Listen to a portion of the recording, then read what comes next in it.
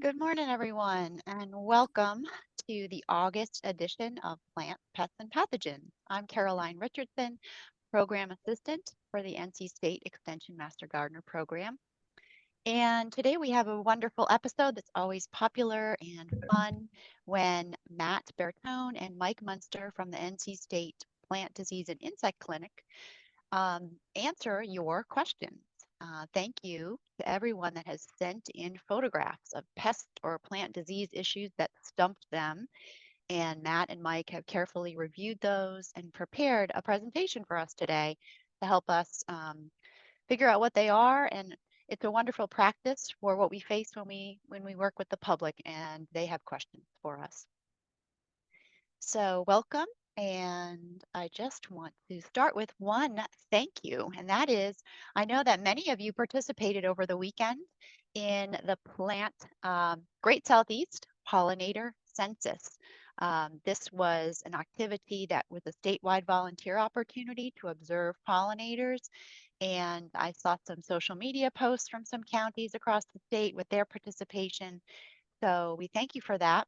And just a reminder to report your volunteer hours for that activity. It is a statewide volunteer opportunity. And you can stay tuned to the Great Southeast Pollinator Census website for the results, for the data. Last year, it did take a while for those to be compiled and for it to post on their website, but keep an eye on it and we'll also make you aware when we see some things. And with that, I'm going to turn it over to Matt and Mike to get their presentations ready and kick us off.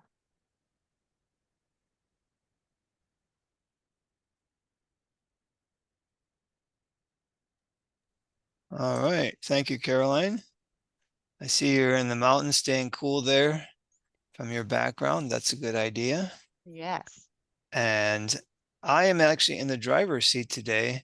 Matt, your microphone is muted. I don't know if you were talking or not because I can't read your lips because there's a pop-up window that came in front of your face here. There we go. My lips were not moving yet, so now they are. All right. I'm going to go ahead then and share our presentation. And I should mention, I guess I'll mention because this is not in our little notes slide necessarily, but somebody sent me an email yesterday about not getting one in time and thinking that was the only chance they had to get their diagnostics done. So just to say, this is more just for fun, for people to see what we're seeing and us to describe these things. But and you'll see some notes on this next slide. But you can always feel free to submit image samples through the clinic, and those are free. We can take a look. We can't guarantee we can identify them from the photos only, but you haven't run out of your chances. You can always submit samples to us. This was just more for discussion, and we'll see on the next slide then.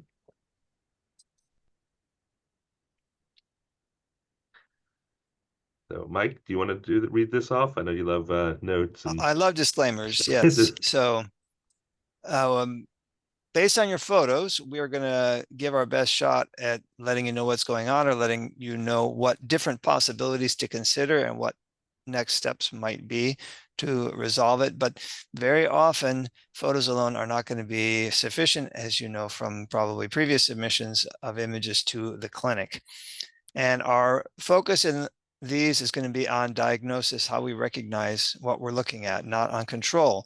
Although there may be some comments about control thrown in there and a few of these, but the main bulk of it is going to be for diagnosis. So we may or may not be able to answer your questions about how to manage these problems once they're identified. Matt organized the photos into this PowerPoint, the ones that you had uploaded with the descriptions to the sheet, and sometimes they needed to be modified just slightly to fit the format of your screen, as they say in the movies.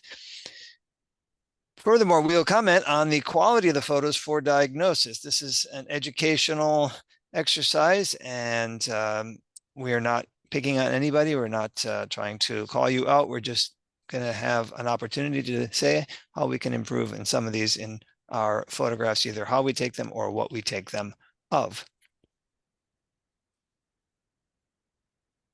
Our first entry, a Fraser fir from Mitchell County. The concern was tips and ends of some lower branches of the tree are suddenly brown. Noticed in mid-June, but it hasn't worsened. There was some hardscaping done nearby in May, small excavator traffic around it. And based on both the really nice condition of the tree that you can see there in the photo on the right, and the very limited amount of damage on the left, and also the fact that it hasn't spread since then, this is probably some kind of mechanical injury that occurred during that construction. So this is not something that I would be concerned about, something just to prune out and then and monitor and enjoy that beautiful tree. Yeah, it's very nice looking. It's beautiful foliage and really nice form.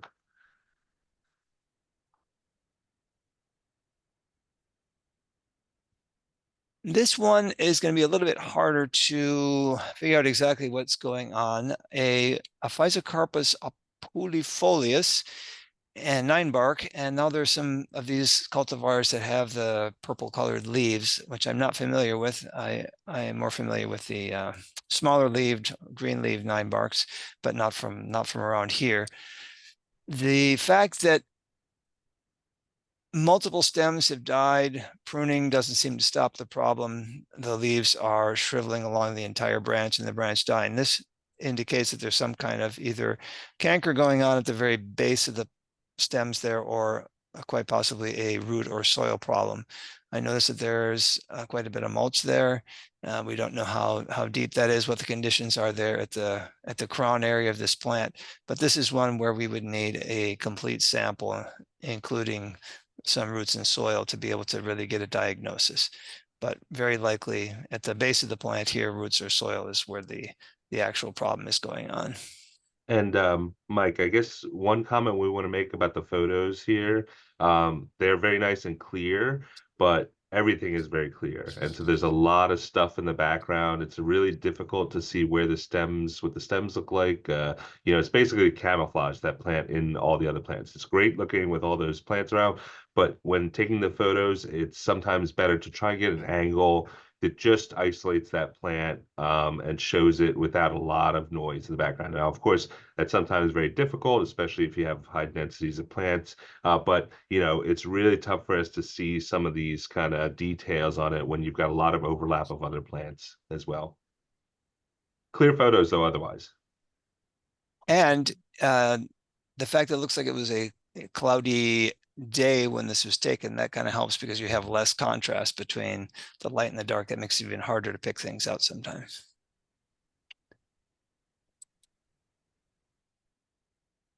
So a tomato, Mountain Regina tomato from Hoke and Scotland counties. I guess that's what that was referring to there. That the plant itself was said to look good, except that 5 of the 7 fruit turned out like this. This was back in early July.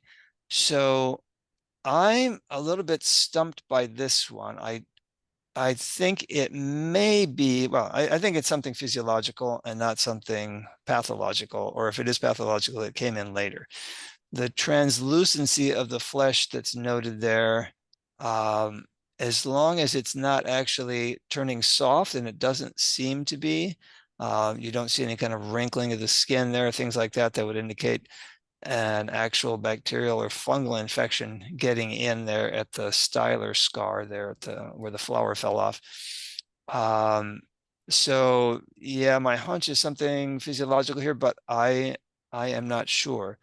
As you say, it doesn't look like your typical blossom end rot, but I'm not really clear on what's going on. Also, that kind of wavy pattern there, I wouldn't make too much out of that. If when you have something like a virus infected plant, you would see more ring spots all over the fruit, and you would also see symptoms on the foliage.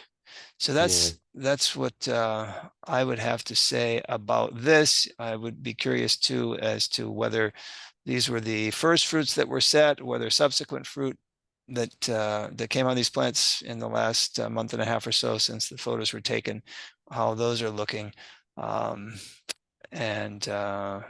Yeah, Yeah, no I more. just noticed something, Mike. There's little kind of black or dark spots around some of those areas. Almost look like punctures from some sort. But it says the person said that no insects were observed, so you'd probably see some stink bugs or leaf-footed bugs on there if they were puncturing it. And they wouldn't necessarily create the overall symptom like a large patch of that. They would cause kind of corkiness or kind of a localized feeding damage. And then as far as the mention of the leaf miners, so leaf miners, there aren't many, I mean, there aren't any that I know of that will mine in fruits. And especially they would start at the top. They would probably be there. Just those are some observations. Leaf miners also, you could cut it open and would find it. But like I said, that wouldn't be a typical kind of behavior of them. All right. Moving to the next slide, then we have these hellebores from Henderson County. Low level of this problem for several years among the naturalized hellebores in the shade garden, and this year being worse. But we also had 14 inches of rain in our garden in July. That's a lot of rain. The plant started to droop, and eventually the stem easily pulls out of the soil from the beginning of the month of August. So clearly some kind of a crown rot here. I zoomed in on it some, and I couldn't pick out enough to really, for example, say, oh yeah, this is something like southern stem blight. I'm not sure if that gets on hellebore. It may. But I would be worried about something like a Phytophthora crown rot here. And in the wintertime, you might say, okay, botrytis, but it's too warm. I don't think it would be that this time of year. So Phytophthora crown rot is a possibility, but we would need a physical sample to confirm this one as well. It certainly does not look good for the the future of that particular plant. So whatever the diagnosis, it's something that's probably going to have to come out. I'll mention in passing, since you did bring up by putting a hellebore here, this does not look like maybe a little bit of an indication in the left-hand portion of the right-hand photo, but this basically does not look like downy mildew, which has been a big problem lately in some hellebore plantings, and it'll really run through them. We first started seeing them around the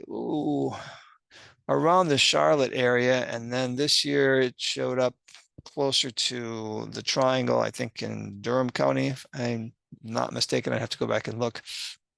But that's something you would see earlier in the season, and there'd be a lot of foliar symptoms, and it's airborne and it can go very quickly. So that's just something to little early bolo for next spring on the hellebores. Matt, did you want to say anything about this one? Nope. I mean, I don't think it's any critters doing this. Looks like there's a pretty clear rot there.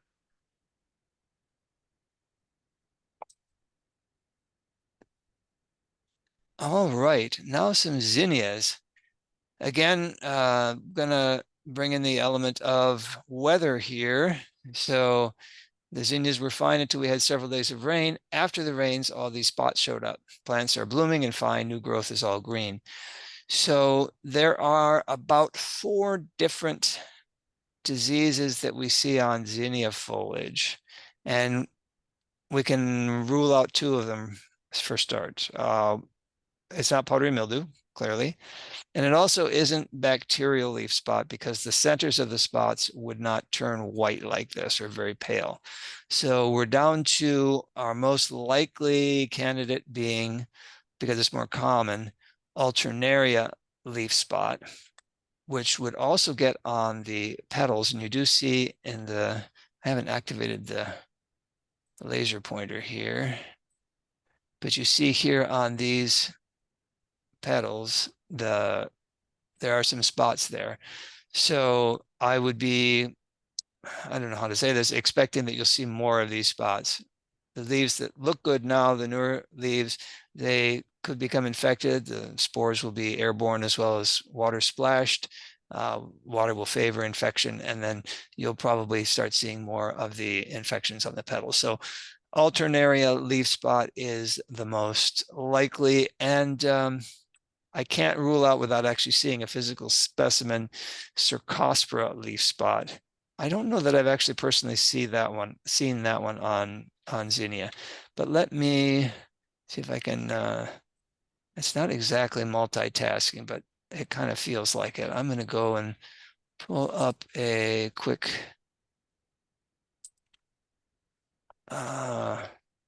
reference on Zinnia to drop in the chat. But actually, since we're going to be, I know that Caroline is so good about putting together all the resources afterward. The other thing is that we'll have, of course, the opportunity. I'll just send them to Caroline so that she can make those available to folks in the follow-up email. So likely alternaria leaf spot here, not impossible that Cercospora, both fungal diseases, both would be favored by the moisture, both can be seed-borne. I should mention that too. Matt, did you have any thing you wanted to say here? Nope, nothing else. All right.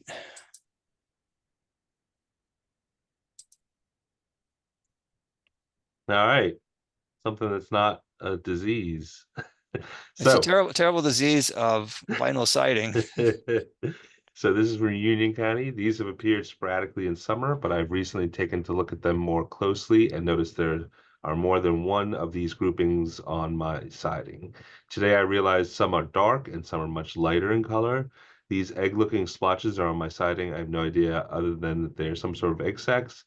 I want to know what they turn into.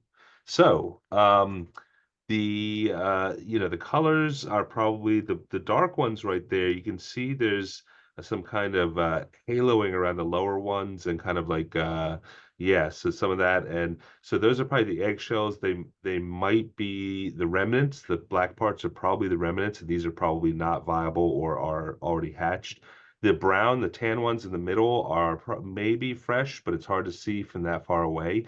And what these are is this is characteristic of moth eggs. And so moths often lay their eggs on kind of inanimate objects, or even moths that, for instance, feed on grasses will lay their eggs on ornamental plants nearby. They lay their eggs. They're going to be either kind of scale-like and overlapping and flat, or they're going to be round, often sculptured little eggs, sometimes covered with fuzz, hairs from the mother, or other types of kind of foam or things like that. And these will hatch into some kind of caterpillar. Now, the type of caterpillar is difficult to tell from the eggs unless you'd really have to have very high detailed photos of the eggs, or just rear them out. But many things can cause this, both kind of pest species and non-pest species.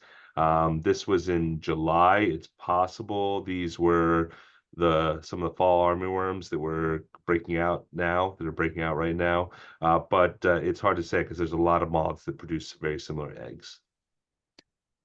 Does anybody but me see the outline of the state of North Carolina on that egg nest there? I mean, and would that be an indication that it's a native it totally North Carolina species? It wants you to think it's a native species. That's probably what it is. So they're just, they're putting up the flag and saying, we're all right, we're good. Before they eat your lawn. Just to toss in one other thought here, this is clearly not artillery fungus, right? Which would be larger specks, hemispherical, and they would be separated. They wouldn't be clustered in groups like that. But that's something else that you may be seeing on light colored siding and vehicles and so forth, where the spore balls are shot out from the fungus in the mulch. And they should be able to be just cleaned off, lightly scrubbed off the surface. I don't think that they leave too much remnants. But yeah, I mean, also neonates, if the hatchlings are difficult to identify. So even if you were to hatch them out and collect some, it's a little tough sometimes to tell exactly what type of moth they're going to become. So yeah. All right. So we kind of have a shade perennial theme going here a little bit. We had the hellebores and now some hostas here from Guilford County with the question of what's wrong with them. These are the larger hostas. Actually, there are two slides for this particular entry. So this is the first of them. These are the larger hostas in the submission, also seen on small ear hostas. Starting late spring, this is the first time we've seen the problem. Pictures taken late July and early August. Keeps getting worse. Looks like stems are melting. Interveinal necrosis. So that's good. We have the terminology there that we try and teach at our orientation to our introduction to diseases and diagnoses. We've got necrosis, which means dead tissue, and interveinal means limited by the veins there. And not possible to say for sure, especially the picture on the far left here. This looks a little bit atypical, looks a little bit drier, looks like it might not be advancing.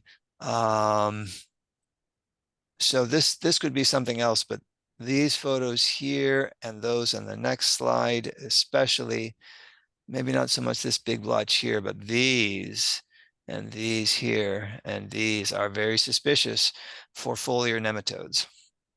And that's something that is, if you have a microscope, pretty easy to diagnose by cutting up some of that leaf tissue in a little bit of water and letting them swim out if they're there. If it were here in the clinic, I would go to the second step of putting them on the microscope slide to look at it higher power, but you can probably have a pretty good idea if with your dissecting scope in the county office, if you see this symptom and you see large numbers of nematodes swimming out of leaves. I wouldn't take them from leaves that have been in contact with the ground, but if they're, upright leaves like this and you do that test, then there's a good chance that that's what this is. So unfortunately, it does look like that. It could be a serious pest.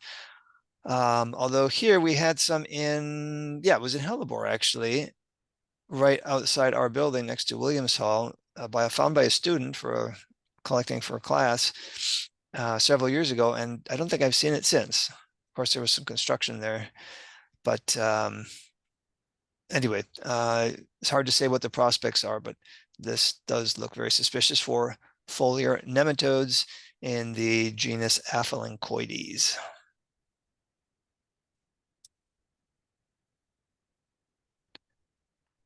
Matt, I'm going to let you talk about this one. Sure. Because I have no idea. So this is from Durham, shrubby St. John's wort, Hypericum prolificum. I have 4 bushes. 3 of the 4 lost many leaves, and those are the ones numbered 1, 2, and 4 in the photo and to the left, bottom left. Recently, but one looks normal, number 3.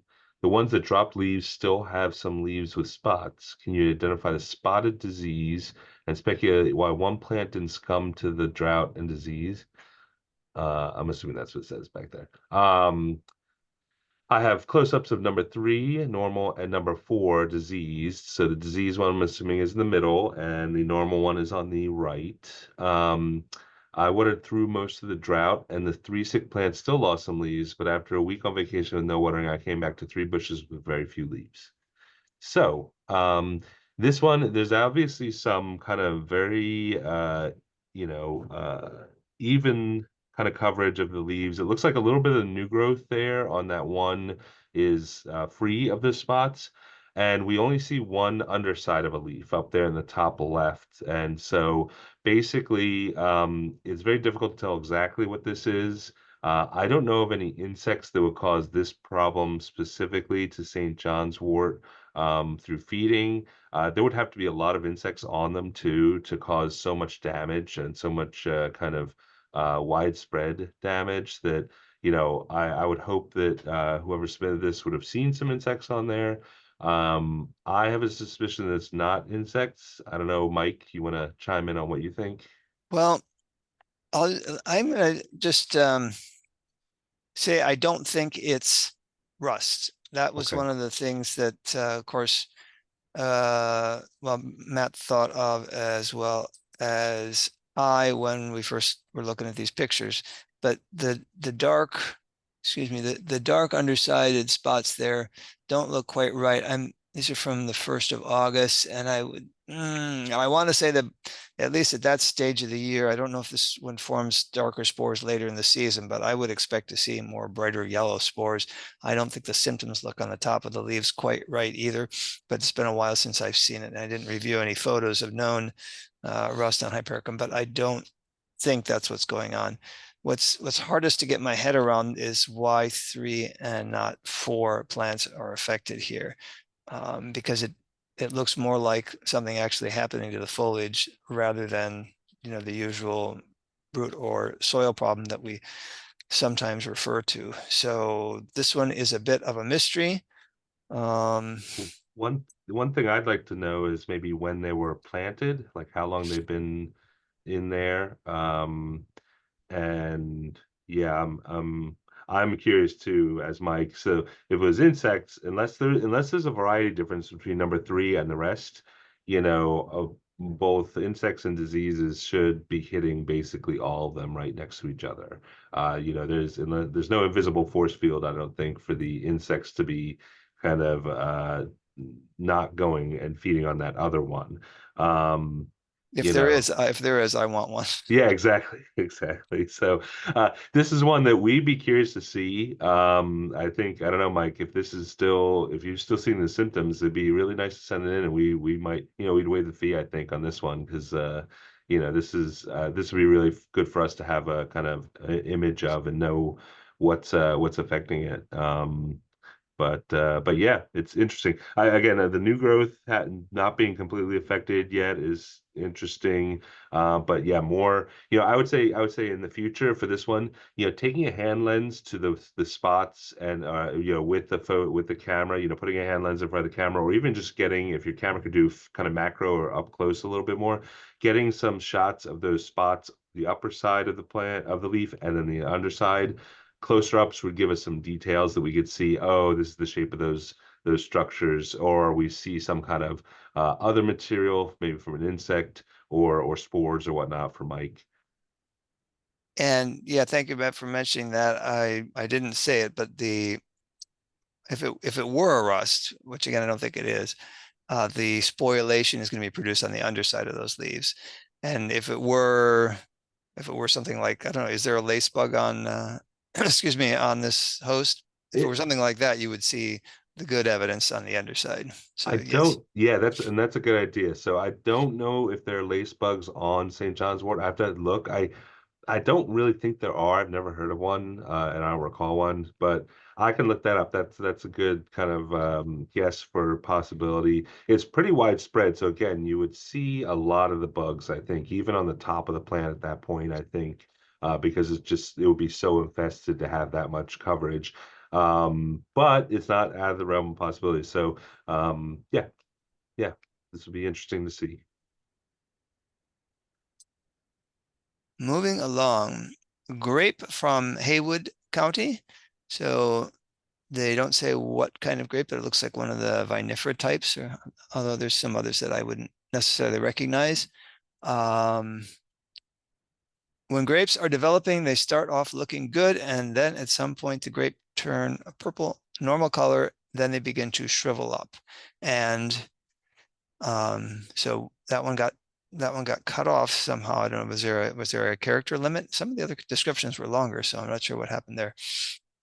But this is a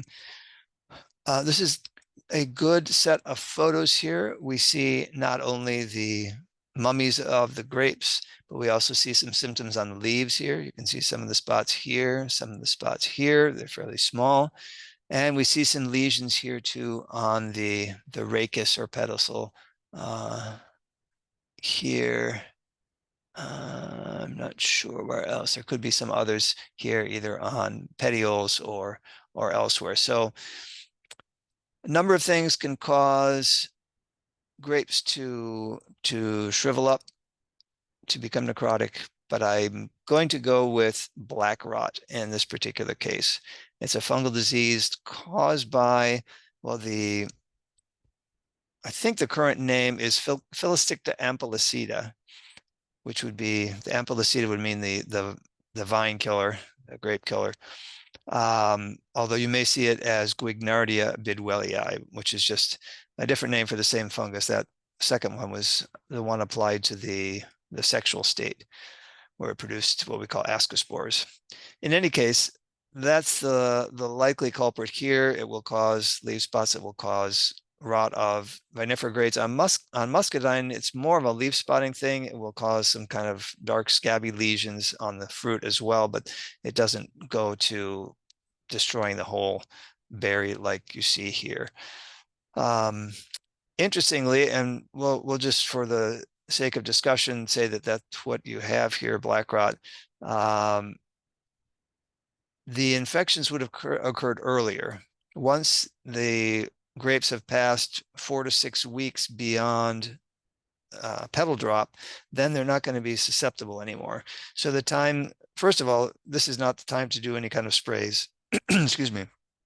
That would have been at least starting around the time of bloom, and going for, like I say, 4 to 6 weeks afterward. You may need, based on what I was reading from some diagnoses way back in the Turner-Sutton era, you may need applications every 7 to 10 days during wet weather to protect the fruit.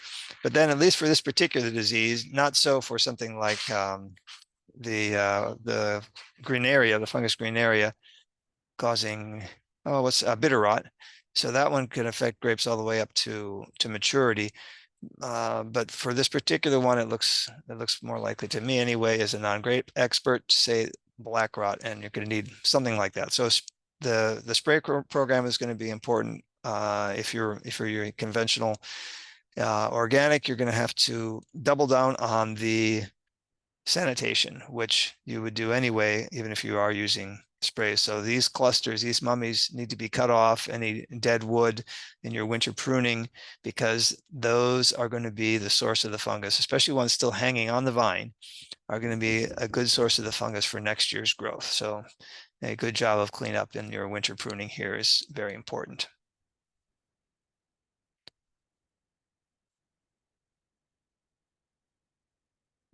Matt, I'll let you start this. Oh, first of all, let me just say this. I was zooming in as hard as I could on these photos earlier to try and see how many needles were in those clusters. And so the Pinus strobus, the white pine, will have 5 needles in those clusters.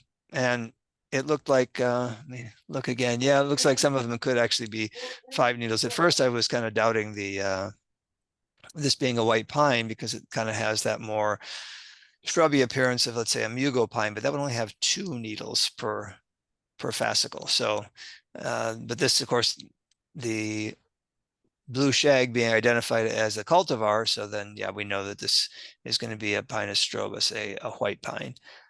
Matt, I'll let you take it, and then I'll Sure. So this is jump from in. Gaston County, Pinus strobus, blue shag, in the photo. Also on other pines. Could this be pine top moth? Browning of tips on conifer continues until entire plant is covered. And so I would say well, the one thing is there's a spelling mistake. Pine tip moth would be the one that people would be talking about. I don't suspect that's the case on this one, because a few things. First of all, the tip moths will web up and cause a lot of fecal matter, typically in the tips and the new growth, and feed on it. And they will eat it back, and the needles can turn brown because of the feeding on them. But you would see a lot of webbing. You'd be able to kind of look around in those tips. Don't be afraid to get in there in the plant and look around. But if you would look around in those tips, you'd find the little caterpillars. And so the other issue is that the entire plant, now you can see on the right in the back, I don't know if that's another plant or the same plant, just a different section, but it's nice and green. As you get to the front, all this plant is basically yellowing and browning very evenly. You can see that nice gradation from kind of the nice green look down to the yellow. So with that evenness, again, you would be finding lots of larvae everywhere, lots of webbing at least somewhere. So just from the photos, I do not think that this is tip moths. although it's possible it's in some areas, but that wouldn't cause the yellowing of the needles. So yeah. So it also doesn't look like a needle cast disease, which would be affecting the older needles first. And I was having a little bit of trouble too interpreting this, whether or not these were this year's candles that just didn't grow, because it doesn't look like they're cones. So I'm a little bit curious as to the time pattern here of how these may have developed, or the symptoms developed. But again, the yellowing, yeah, that does suggest something in the roots or soil as possibly primary. Does not look quite right for something like a Diplodia, what's it called? Diplodia tip light. We had at least one case of that on Mugo pine this year, but it doesn't look right for that either, I would say. And I'm not sure it gets on white pine. We actually don't see white pine very often here in the clinic. So sorry, we don't have a good answer for this particular one, but we can at least tentatively rule out several possibilities.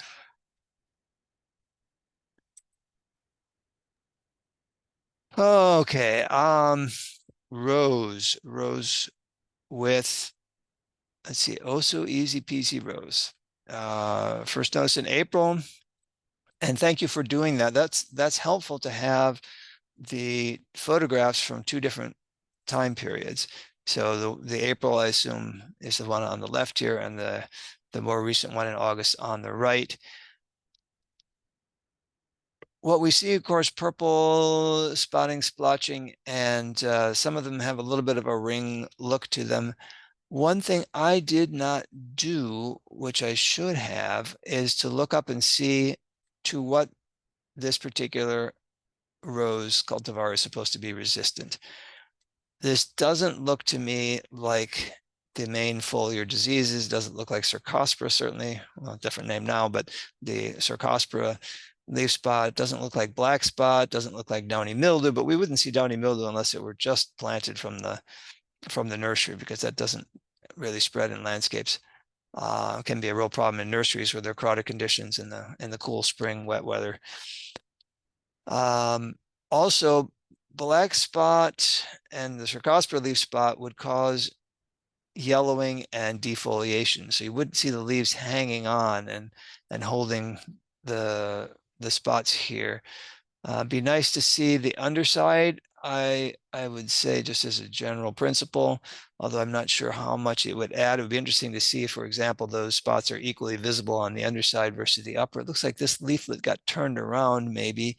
So that's possible there, but is it much more notable on the upper than the lower surface? I'd also want to ask if any kind of applications were made to this particular shrub of fungicides or insecticides, and what the timing of that was.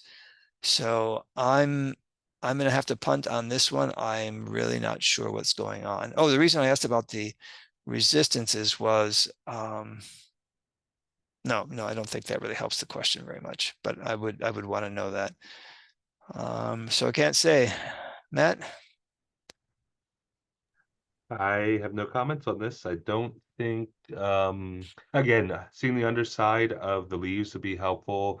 It looks like there might be a little bit of leafhopper feeding on some of those leaves on the right. So there's little kind of white star-shaped stipples there. But there's other symptoms that just don't look quite right. The green centers of those dots on the left side are kind of strange. There are some insects that like the Rudbeckia psyllid, which will feed on the undersides of leaves and cause the center to be green, but the purple tint around the outside.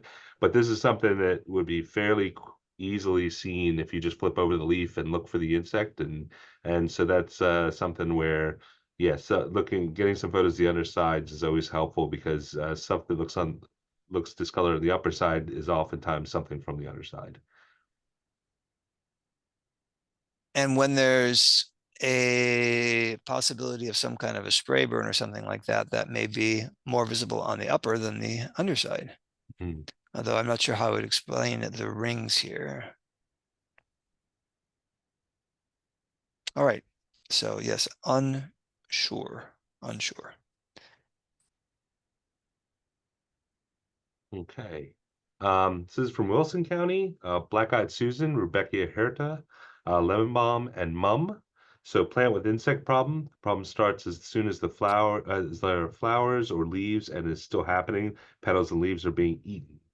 So, chewing damage is really difficult to identify because a lot of different organisms have kind of mouth parts that can kind of take chunks out of plants without much other evidence around. So, um, the problem is it could be anything from beetles to caterpillars to grasshoppers to even slugs and snails.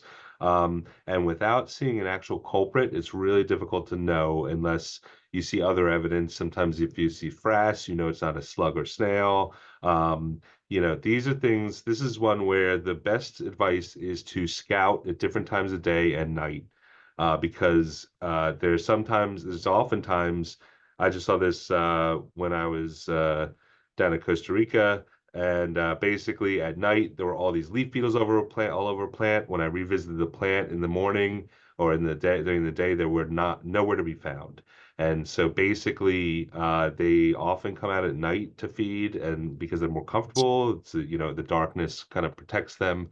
And so I would definitely suggest scouting each of these plants at night, looking for culprits, getting photos or specimens of the culprits, and then that will allow us to kind of figure out what a best management plan is. Because different pests, of course, respond to different pesticides and different control measures. So definitely scout at different times. You might have to be out there a little later, but typically, you should find whatever it is because there's obviously something kind of chewing on those.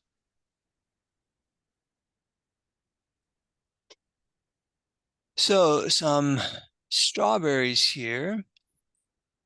Unknown cultivar and species. Not sure if disease or abiotic issue with strawberry fruit, which is a good question to always ask to start with. Am I looking at a disease? Am I looking at an arthropod pest of some kind, or am I looking at an abiotic problem, something cultural, environmental, and so forth? Strawberry patch in the same location as last year, abundant healthy growth and fruit last year.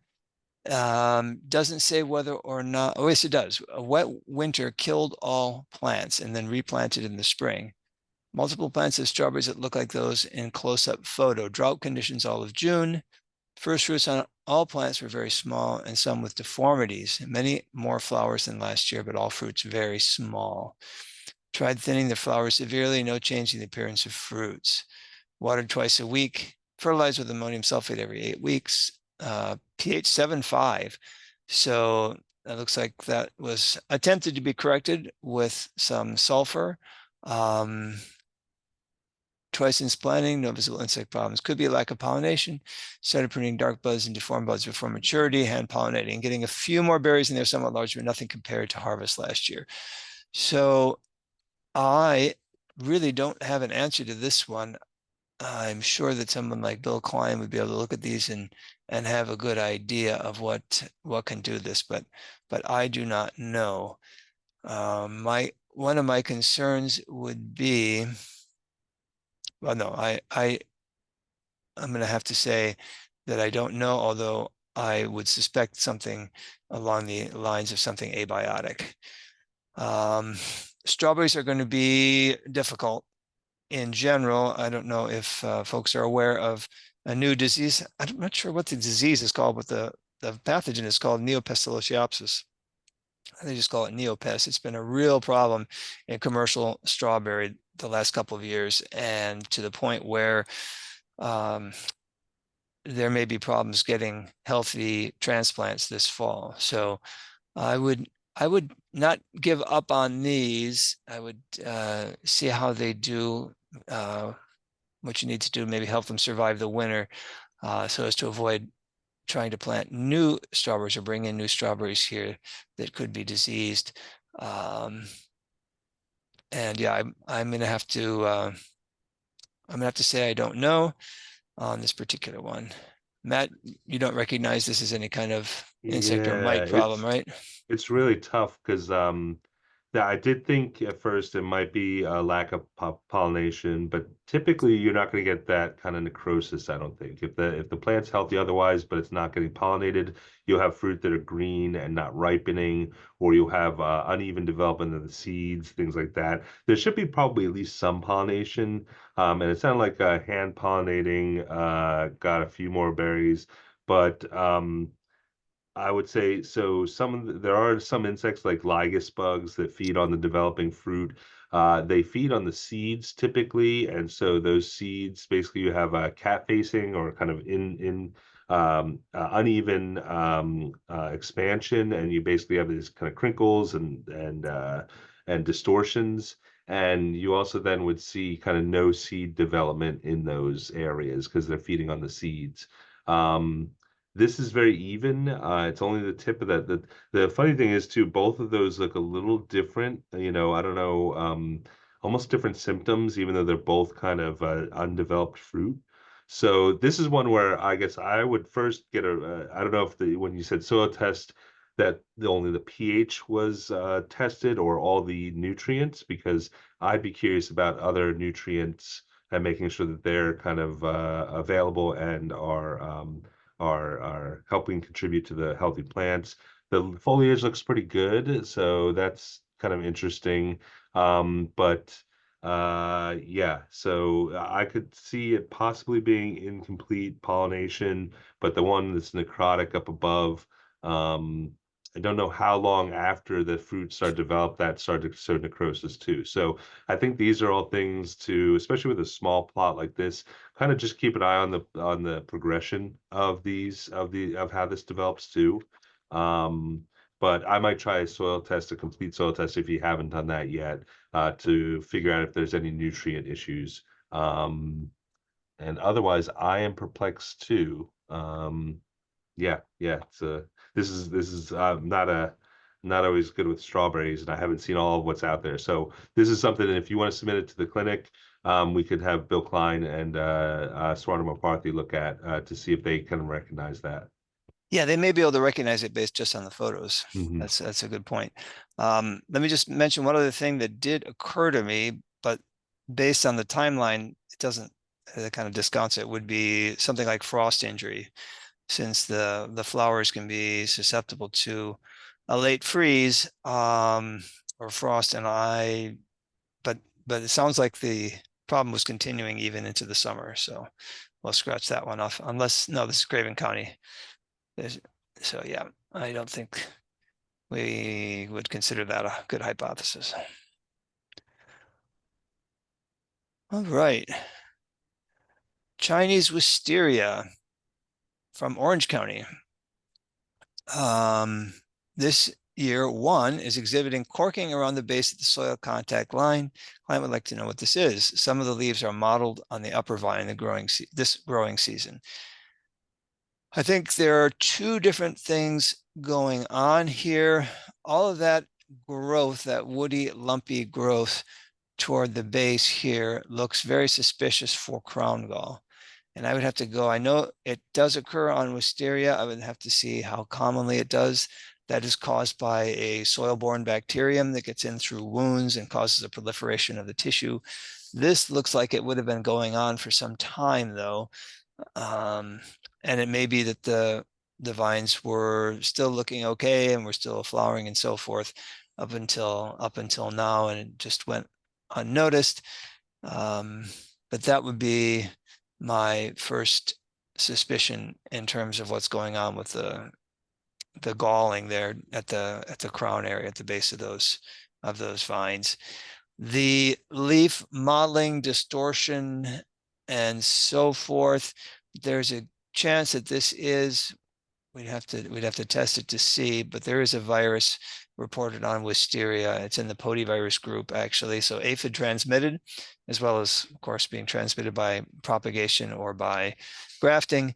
So I can't say for sure, but it does look suspicious for a virus there for that second symptom.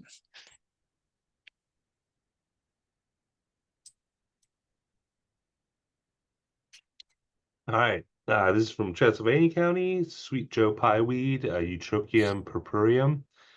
This plant has a slug problem, not an insect. Okay, yep, that's not an insect.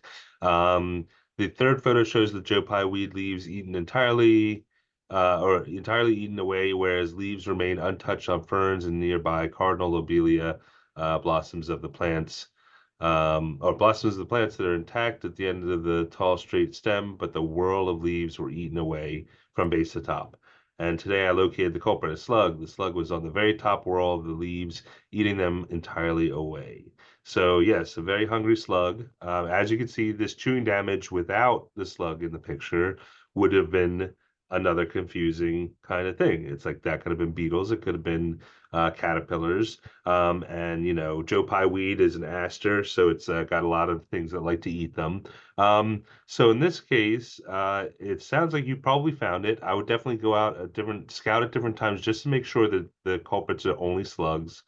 Now, part of the question will probably be, I'm sure, what to do about that. And unfortunately, with slugs, they can be tough. Um, if the plant is healthy and all that stuff, and enough leaves are left, it should survive till next year. I would say for this one, it's if you only have a few isolated plants, you might be able to do some things to kind of help it out. I'm just kind of spitballing here, but wrapping the base in aluminum foil might, I don't know if that's really bad, but it's you know, I'm just trying to think of ideas. There aren't a lot of good chemical controls for slugs. There are some out there. There's a few that are safe for things. It really depends on how close this is to other organisms or how much exposure they might get. You definitely read the labels for slug control, but you might be able to use that to deter them. Trying to think of what else might help, but So that whole beer in a buried shallow pie tin thing is just for detection. There's no control. I mean, there's a whole nice yeah, woodland there it's that's probably a bazillion slugs. yeah, it's tough to know. It's like I have a feeling it's kind of like the Japanese beetle traps where you're like, okay, yeah, you're catching a lot of them, but is that really just attracting a lot of them to there? And if that doesn't kill them all, then really you've just brought them to that site and you might get more feeding. So basically, if it's not killing all the ones you're attracting, then there might be issues and you might actually be causing more harm than good. They definitely are attracted to beer traps. It's very well known. But whether those are giving benefit or not, we just had, and actually I probably should have reviewed, but if you all want to review last year, Caroline, I think you're about to say this. So last year we did have a snail and slug expert on and talking about some of the controls. So I would definitely review that plants, pests, and pathogen. There you go. Nice, nice. Caroline put in the YouTube link for that session, and so that'll have some good information. I'm pretty sure she said that the beer traps weren't going to be the best, but there are some things that will help. So you can also technically, you know, if you go out there and you see the same culprit each time, maybe it's just one very hungry slug, and you can just remove by hand and get rid of it. You know, let it sleep with the fishes or something. I don't know what you're gonna do with it. But basically, you may have more in the area. So that's another good advantage of scouting at night is to know what level, what kind of level of infestation you have too. But yeah, I think if the plant isn't completely defoliated year after year, you know, it might be kind of not the happiest this year, but it's not going to kill the plant because it's just kind of eating some of the leaves. Now, we want our plants to look great and get enough energy, so definitely maybe uh, uh, get in there and try and help it. So, okay. All right, moving along. We still, believe it or not, have another 10 slides to look at. Oh my gosh. But this one at least is an easy one. From Orange County, an echinacea started producing these odd flowerless heads. Why? Witch's Room? Since persisted from summer until the plant died down for the winter. Did not resprout the following spring. So this is from 2 years ago now. A wonderful example of, well, the symptoms are called phyllidy and virescence. Virescence meaning that a plant part that's not supposed to be green is green, and phyllidy meaning something that should be a flower petal is more like a leaf. And they are classically caused by, and especially echinacea gets it, a very unusual sort of bacterium called a phytoplasma. The disease here is called aster yellows, and it is also, we'll get on other members of the aster family. I think beyond that too, it's probably the best known of our phytoplasma diseases, transmitted by leafhoppers. So not a surprise too much that the plant didn't make it over the winter. So anytime you see this, then since it's systemic, you want to remove the entire plant. Aster yellows, you may see it on echinacea, you may see it on marigold. There's some other hosts as well. Probably quite a few. Very striking. This one's quick because I have no earthly idea what this is. Symptoms started right after blooming in June, and then it lasted for a couple of months. Was only had a few blooms, not occurred this year. So yes, I'm going to just say no clue there. And Matt, I believe you were in the same boat on that. Yeah, I mean, it's hard to say what was affecting them. It could have been some kind of weather or, or some kind of insect feeding on them as they're developing, but probably not. I don't know this. I don't know this plant very well, so I don't know what would be attacking it. So, yeah, I would say I sometimes people look for answers for these things to hope that they can prevent it from happening in the future, but sometimes it's like, well, let's just see how it goes because it may never come back. It may have just been some freak wind or kind of thing that happened and you don't even know. So yep, sorry, no good idea here. On this one, no conclusive idea, but that kind of regular brown, we'll first read the description here. Brugmansia cherub suffered all summer long with yellowing leaves, and to me, not sure if it needs more water or underwater. Plant is in a big pot. Flower buds did finally come, but once open, flowers have black spots on the bottom, including picture from last year as a reference. So I assume that the last year's is the one on the left here with the large open blossoms, and then this year is where we're seeing this. My hunch here is that this is a nutrient deficiency, that soil has, it's a large plant and the pot is only a modest size, that it just may have depleted some important nutrient. And I'm not sure how you would exactly test this particular soil, but you definitely want to have some testing there done, see if the pH is out of line, see where the nutrients line up. And then, yeah, I don't know if the water status would also be affecting it or not. There you just have to kind of gauge that yourself. But Matt, this would not be any kind of a critter, would it? not that I know of. And yeah, again, and again, like a lot of the things that would affect something like that maybe would be they'd be all over kind of the developing blooms. So basically, if you're out there looking at it and you notice anything, then yeah, take a photo, figure out what it is, figure out what to do to get rid of it. But otherwise, I agree with you. All right, moving right along. All right. So Pitt County. So insect. Yes, you're correct. On my screen in porch, this row of what I believe to be grasshoppers are sitting on an amaryllis leaf. And yes, these are baby grasshoppers. They're very cute, although they will become very hungry grasshoppers soon, I'm sure. These are almost certainly going to be birdwing grasshoppers, some of our largest grasshoppers. There are basically grasshoppers lay their eggs typically in batches in kind of a case in the ground, or groups of them in the ground. So they often then, when they hatch and they start to emerge and get on a plant, there are going to be lots of them in one spot. They will disperse as they get older, and these will grow up to be some kind of large grasshopper. And when I mean large, several 3 inches long, easily. That's as far as what I can tell, that's what they look like. So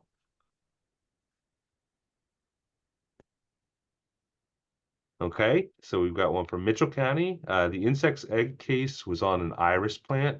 An insect to be identified. A moment before snapping the photo, I bumped the plant leaf and many tiny black insects scurried out of the white casings. So yep, so these are, That's the egg mass of, even though it looks a lot like a moth, like we saw before, this egg mass is from stink bugs. And they have characteristically barrel-shaped eggs with a what's called an operculum, the covering, a flap on the top of the egg, and so that then pops open. The young kind of neonate stink bugs will be inside. They'll pop that off, then they'll kind of emerge out. But they often stay near the eggs while they're very young. They'll stay in a group. They often surround the eggs, and you'll even see them feeding on the eggs, which gives them a little bit of extra resources when they're first kind of born, basically. And so that doesn't necessarily mean that they're going to feed on this iris. A lot of the stink bugs out there are generalists, and they feed on a lot of different plants. But the mothers will lay their eggs on all different plants, as well as also surfaces like tree trunks, and even on inanimate objects they will. So yep, stink bugs. And I just want to have a shout out here for thanking you for taking a picture of the general setting.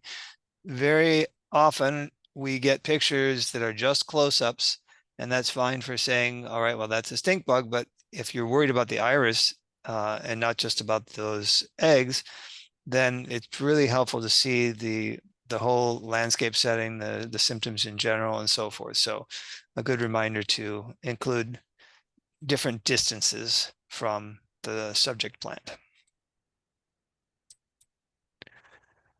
So another hosta here, and the symptom being leaf yellowing and drooping. The stems eventually can be easily pulled from the crown of the clump. And so again, we've got some kind of a petiole rot or crown rot, and I'll put in a link to that hosta disease information note in the resources. But which one this exactly is, I don't know. With the reddening, you might say maybe fusarium, but I would have to actually have a specimen to be sure.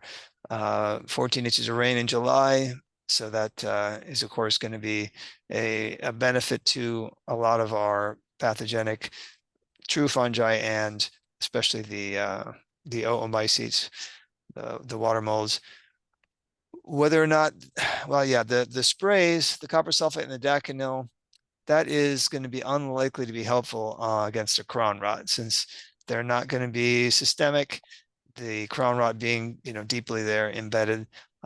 So it is possible that you will lose this plant, but yeah, just see how that develops. And I would have to have a physical sample to be able to tell you exactly what's going on.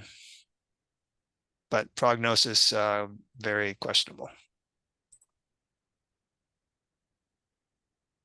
All right, so somebody was very excited to take lots of photos of critters, and instead of making a slide for each of them, here's kind of some variety of these very nice insects. Let's see, yeah, they all insects. They are all insects. I will say the one on the bottom right, there was a question about what the plant was, and I don't know how to drop a photo in here, but let's see. I don't know if I share my screen real quick, but whatever. It looks like a baptisia. Maybe you want to I don't know, Mike, if you want to confirm. I don't know if I could just share my screen real quick and see. Oh, But you want me to stop sharing? I don't know. I guess we could show it real quick, because that was the only question other than what these insects were. And I just wanted to make sure and confirm. So let's see. So there's the plant in question. So the legume, obviously. But what do you think, Mike? It was that baptisia? Oh, is that the plant? That's the plant. Oh, Yeah. yeah, I want to say my first thought would be like towards something like a Cassia obtusifolia, a weed, Okay. but I would have to look up. Yeah, I'm not sure. Senna. Somebody says senna. Ah, there you go. Okay. Yeah, I don't know my Thanks. plants that well, but it looks like a legume, right? Am I correct in that? Yes, Yes. yes. Okay, good. Okay. And I can stop sharing now. So, okay. That was just the one question other than one of these insects. And so, we will take a look now at these insects. And so we'll go to the next slide. I have labels for all of them. So the first is a weevil in the genus Rhodobenus. They're very known. They look almost like ladybugs, but are a big kind of chunky weevil. They are stem borers. Their larvae feed in the stems of asters, especially. So we found them in sunflowers and dahlias and some other plants. The larvae born there, sometimes causing some damage. The next is a very beautiful moth called the Ailanthus webworm moth. It is very distinct. If you see one, you've seen them all, basically. There's some question. It feeds mostly on tree of heaven, Ailanthus, but it is technically native to the Western Hemisphere and into maybe tropical Florida, where there's a native host, but they think that the Ailanthus is what has allowed it to spread to more northern areas in the U.S. But it's been around for a long time, and it's kind of weirdly native. Next one is a swamp milkweed beetle. So that was on one of the Apocynaceae plants, the milkweeds, the dogbanes, things like that. So this feeds on milkweed. It's a very distinct leaf beetle with that kind of Halloween look. So if you see that roundish, almost looks like a Colorado potato beetle, and it's kind of a close relative, but it does specialize in milkweeds. We've got a dragonfly. Those are aerial predators of other insects. The butterfly on, it looks like one of those Joe Pye or some kind of aster, one of that group of asters, is a hair streak butterfly. Very common little gray or blue or copper colored butterflies that are on plants. Often have little tails on their wings, but their larvae are kind of interesting. Some are plant feeders, and many are associated with ants as well. Then over on, I think this was a sage. There was a purple mint moth, or something close to the purple mint moth. These they almost look like fighter jets, but have this beautiful pink and often kind of pastel colors. Their larvae feed on mints, so the family Lamiaceae, and they can be kind of pests of rosemary in a few groups where the larvae feed on the leaves and cause damage. Bottom left, we've got the large milkweed bug nymphs. So they're fairly specific to milkweeds, and maybe close relatives, but they're very common in large groups. This black and orange coloration. That's because, if these insects feed on poisonous plants, they oftentimes sequester or produce their own defenses, chemical defenses. And so this warns predators that not to mess with them. We then have a robber fly next to that. That long stinger-like ovipositor is not a stinger.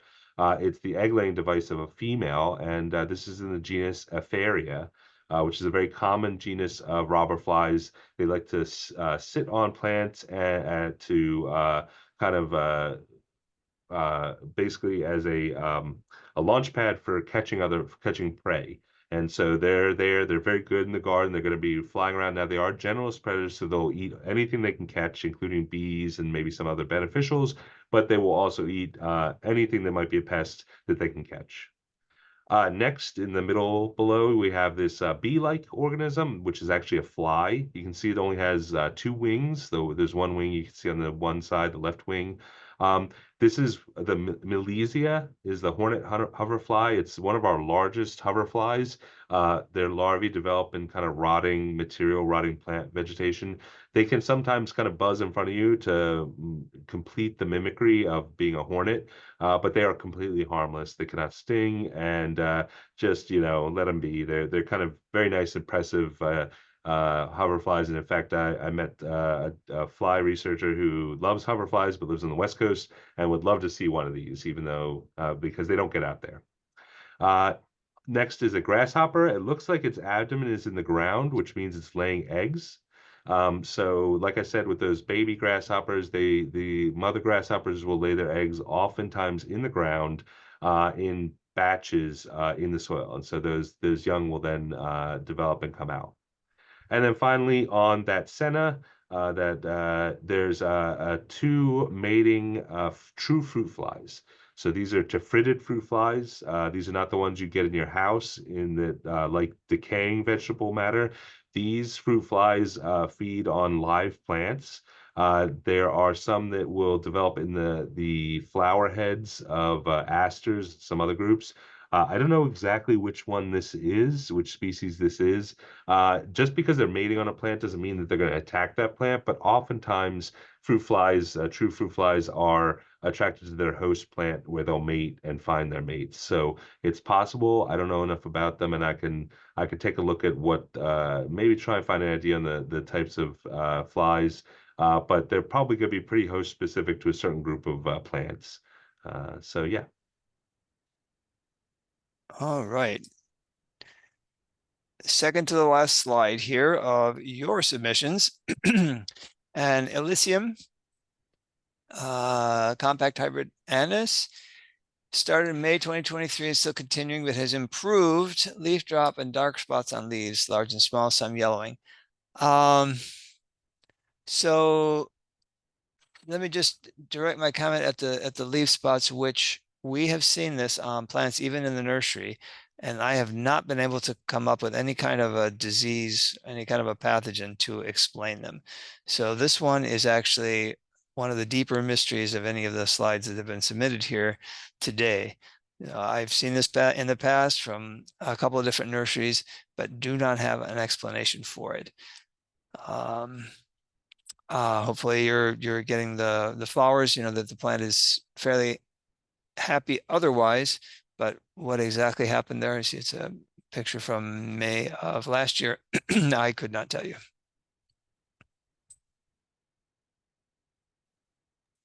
Okay. One from Guilford County, white oak, Quercus alba. Insect gall and white oak with a problem no one seems to know. Symptoms noticed in April and still exist. Have observed curled leaves, leaf drop to some extent, dust-like particles on backside of leaves, what appears to be sooty mold, and a wool sower gall. The hickory next to it is unaffected, but 2 other white oaks nearby have the same thing.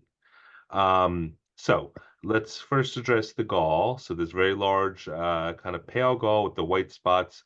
It actually has multiple little galls it's made up of. This is the wool sower gall, a fairly common one, a very large and striking one. Generally not going to be an issue to the plants and would not be associated with this leaf curl that is being seen. Now, as far as the leaf curl, that's another thing. Then that's a really difficult thing. In fact, I think we've been getting in some oaks that have this, and we have not been able to definitively say what it is. I think the dust-like particles on the backside of the leaves might be the trichomes, and we often see when there's this distortion that there's some kind of the hairs of the leaf are there. It could also just be dust or something else. This is one where I would be curious to see what they look like under the scope in the lab. But one of the things that's a little suspicious is if you look at the photo on the right, that almost all the leaves on the entire tree are affected like this. And so we think about whether diseases or insects work that way. They would leave at least some of the branches without that. In the left one, there might be a couple of leaves on the in the middle left that look like they're a little bit more normal, and right over there. So that is a possibility.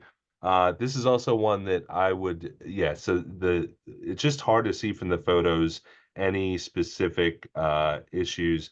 The only thing I can see on the one on the right, there's a few little stipples, those white dots on the top of the leaf. Could be from leaf hoppers or probably from leaf hoppers. But whether the leaf hoppers will be causing that directly, it's hard to say. I'd have to basically see what the sample looks like when I get it, match up the amount of damage or specific damage or the amount of some kind of arthropod or something else there, and whether that relates to how much coverage they're seeing as far as the symptoms go. And Mike, I don't know if you want to add anything. I think I will leave it at that.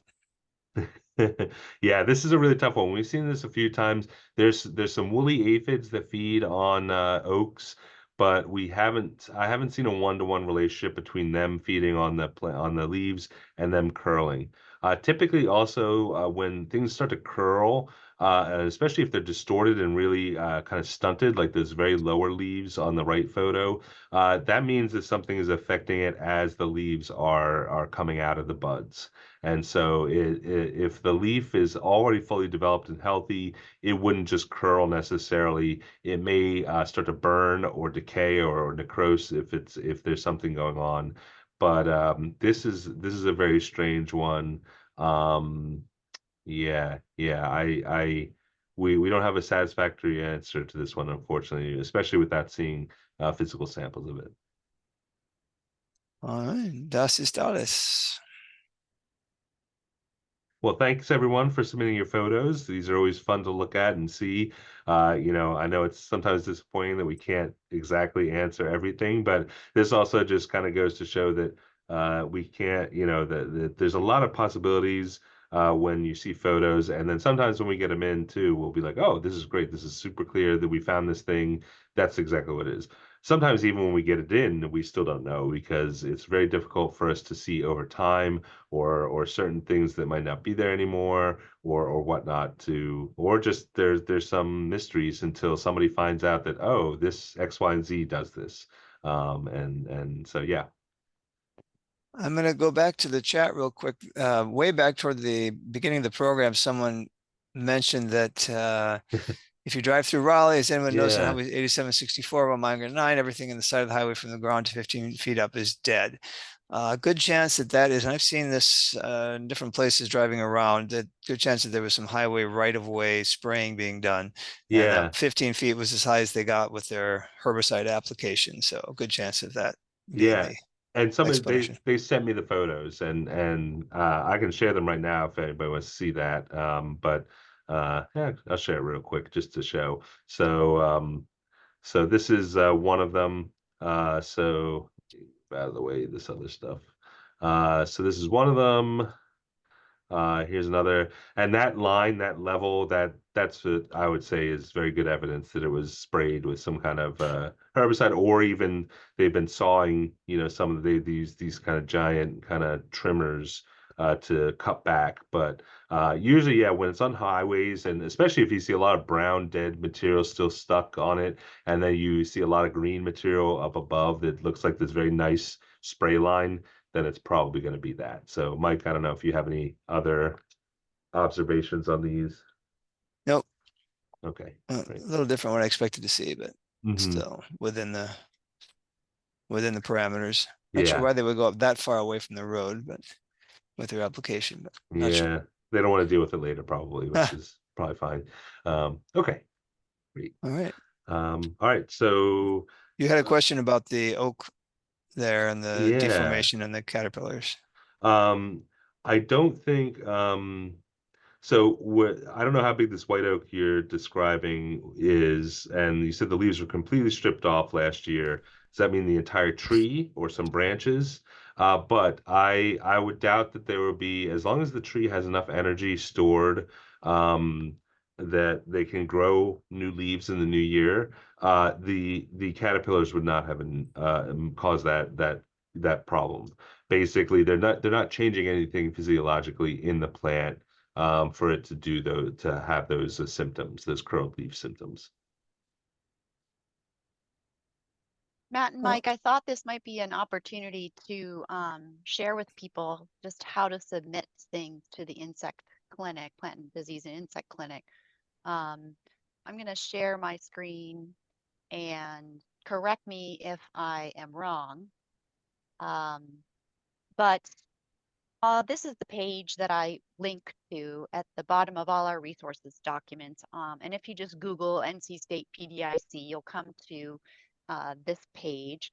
And this is how to submit a sample. And a lot of you were asking, I have photographs that I want to submit.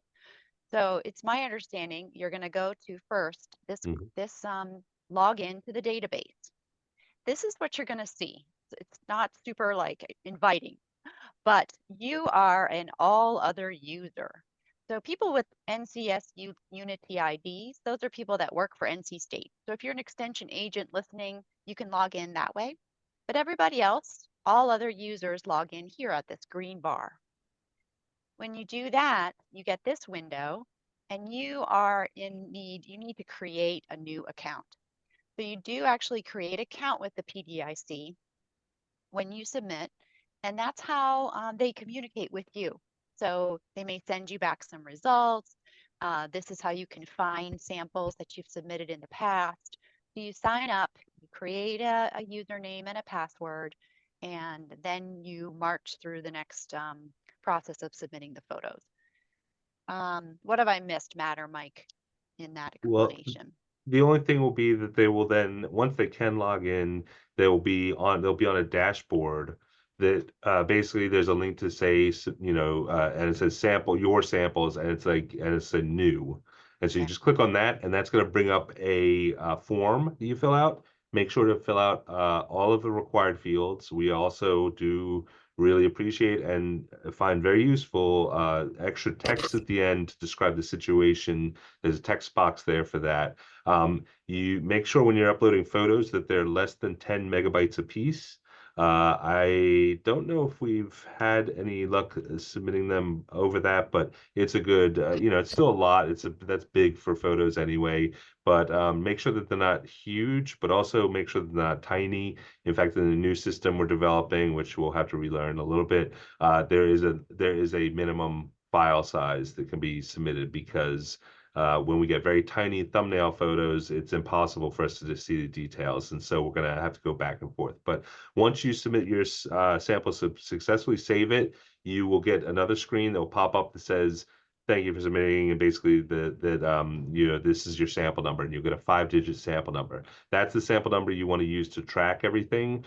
If you have more photos to add or more things to add with that particular situation, don't create a new sample, don't upload another one. We like to keep everything in one kind of central sample for each situation. So just email us. In the new system, you'll be able to add new photos to your samples, and it'll notify us. But right now, you have to send us more photos to upload for you. But otherwise, we will see those photos on there. Adding a little description about each photo might help us tell you, okay, in photo whatever, we're seeing this, and so that, because you're not going to be able to see which photos we're referring to necessarily in the system, but you will then we will let you know whether the photos are enough, and if it's enough, we will let you know what we find out, and you'll get a report. And just to Excellent. add one quick thing, one of the pieces of required information when you do that form is the date sample, the date collected. So that's where you'll put the date that the photograph was taken. It can be confusing. In the middle of the winter, we're looking at a picture and it's like, that grass looks awfully green. And that turns out, of course, it was a picture taken months before. So be sure and give us that as well. Excellent. Thank you both. That's actually a kind of a brainstorm for us to maybe we prepare a little demo of that whole system and show it during one of our plants, pests, and pathogens in the future, just to refresh everybody's memories. And you can let us know when the new system is ready, and we'll adjust. Yeah, I've been waiting for the new system. Well, we've been actively trying to develop it. We're I would say 80% of the way there. We still have like 20% of way to get there. But once we do, we're definitely going to have some sessions on training various groups to use the system. Okay. And so definitely we've been kind of holding off for that because we're not wanting to train people on a system that's about to die. Okay. But it's also taking a little bit more time. And as far as, do you want us to do any bolos, Yes. or Do you have bolos? I was I looking can at go through it. them very quickly. I know we're Excellent. running a little over, Certainly. but No worries. I'll stop sharing. Mike, do you want me to do some quick Oh, bolos? You want to do it first? yeah, if you go first, that'd be great. Sure. Okay, let's do some real quick bolos. So, for September or so, late, end of August, early September.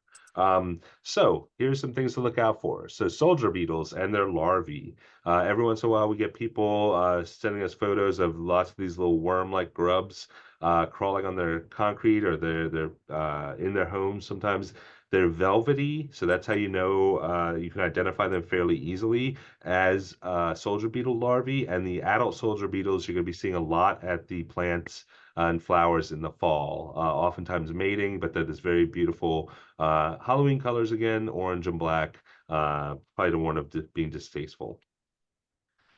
Peach tree borers, so other borers too. They're going to be kind of they may already have been out depending on the weather. It's really tough to track, but these are kind of a late summer, early fall species that will lay eggs near your those types of trees. So just keep on lookout for them. This is when, if you do see activity, you might want to use some chemicals around the base of the tree to prevent the caterpillars from entering.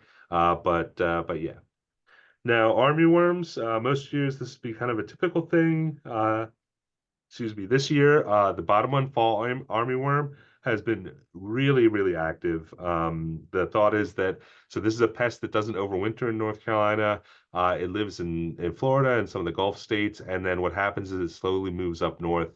Sometimes we get them, we don't get them at all. But what happened was we think that the tropical storms and some of those weather events have kind of blasted those moths here. Then they lay eggs on houses and on plants nearby. Then their larvae drop and feed on the grasses, and they're super destructive. Just can before you know it, your grass lawn is gone. Fall armyworms and other armyworms are typically have a Y shape, an inverted Y on their head. And fall armyworms in particular have these very large dark warts, especially the one near their rump, make like a nice square. And these warts are larger than the spiracles, those little breathing holes there. Bagworms, they're going to be tying off their bags and mating now, so it's a good time to remove those bags on the plants. You're going to want to use a razor to slice off the connection that tie off, and then remove the entire thing. This will definitely save any, if there's a female in there, she had been mated, she's going to lay eggs, those are going to overwinter. If you forget about it, by the time next spring rolls around, you may have an outbreak of bagworms. The spiders are getting bigger and scarier looking, but they are not scary. They're harmless. These are mostly the orb weavers that you can start to see everywhere. Just know that they are a very common group of spiders. They are not dangerous. They're not aggressive, although they do make very big webs and often like to make their webs on houses or on porches, near porch lights, and in areas where humans like to be. So just take care, but they're very interesting, very docile, harmless creatures. Maybe these aren't so docile, but they're fine from a distance. But you may see large wheel bugs too. So these are assassin bugs. Are one of our largest assassin bugs, has this nice buzzsaw or cog on the back. At this time of year, they're getting to be their biggest, and they are over an inch long, so they're pretty impressive. Now that beak is used to jab prey, but can also jab you. So don't hold them. Again, they're not going to jump at you, or they don't want to eat people. But if you mishandle them and they're not happy, they give you a really painful jab. And so just respect them from a distance. Take a look at them. They're very wonderful native insects. And of course, there's going to be a lot of the fall blooming flowers are going to be attracting a lot of different insects for the end of the year kind of energy sources. So goldenrod and a lot of these things are going to have all these nice pollinators, and maybe you saw them this past weekend, and you took note of the scoliated wasp and the beetle here. But just take a look at them. They're really beautiful insects on these flowers and out and about. So with that, I will turn it over to Mike. Okay, let's see here.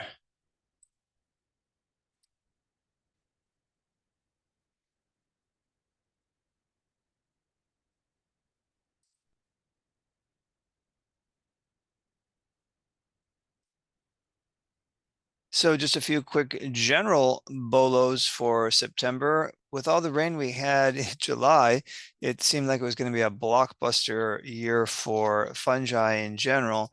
And then it turned out very dry in August. So it still remains to be seen, but we're going to start seeing different fungi popping up. Mushrooms is true mushroom here. Boletes, you can see it's soft textured like a mushroom, but with pores instead of gills on the underside, and slime molds of various kinds, like the sporulation of the Stemonitis here, that are going to be getting people's attention and probably having them contact Cooperative Extension.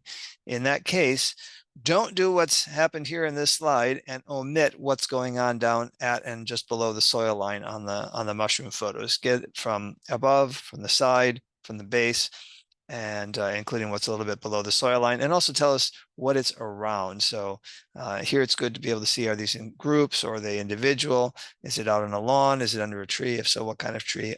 All that kind of additional information if an identification is needed. So mushrooms, bolete, slime molds, and well, the weather, of course, I don't know if the next month is going to be more tropical cyclones or more heat. We will see. On turf, and again, I'm not the turf expert, but the slide that I show here is for some of the things that you can be on the lookout for. Fairy ring on any kind of turf, brown patch still on the tall fescue and the ryegrass, as they are suffering from the stress of being a cool season grass in the warm weather. Large patch when we have our warm season turf starting to feel the chill of the cooler weather. Both are caused by Rhizoctonia species, fungi. Gray leaf spot on fescue and St. Augustine grass, and also rust, which you see down here. Sorry, I don't have my laser pointer on. Rust, which you see down here, little pustules popping out on the grass with the kind of rusty colored dry spores. Here's another picture of Alternaria leaf spot and petal blight of zinnia. You can see in this particular one, the centers are not as light colored. So I'm not sure, again, if what we saw in that previous photograph was Cercospora alternaria, but this is something that's quite common. And I've already started to see this sort of thing happening along the Prunus along I-70 in Garner. And this is an example also from Garner, but a little bit later in the season where it looks like winter came very early on these poor Prunus.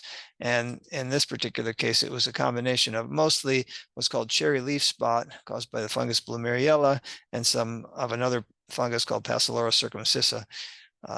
These are capable of causing shot hole, but also of making the leaves drop. So premature defoliation of prunus is quite a common and recurring event here in the late summer in North Carolina, early fall. Quick picture from campus. This would have been last September, and in this shady garden here with some terrible blotching of the leaves on the hostas. There is Calototricum and Anthracnose in some of this, and also Alternaria and the necrotic tissue, although I'm not sure that I would actually blame those fungi necessarily. Maybe the Calototricum can cause some smaller spots, but I'm wondering if it isn't secondary to some other kind of problem here on these hostas. Other bolas for September, powdery mildew on many hosts, rust on aster, ironweed, and weeds in general. Secondary leaf spots as the leaves start to senesce. On many hosts, Phytophthora root rot and Armillaria root rot, those you have to be on the lookout for those any month of the year. And the asterisk here for the Armillaria is because you may now start to see the actual fungal fruiting bodies, these clusters of honey-colored mushrooms coming up around the trees that are affected, and that can be an additional clue to know what's going on with them. Bacterial leaf scorch on the red oaks, pin oaks, sycamore, redbud, and now elm, of course, has been going on for a while. So be on the lookout for that. Boxwood blight, different fruit rots on apple. It could be black rot, bitter rot, and the more superficial sooty blotch and fly speck.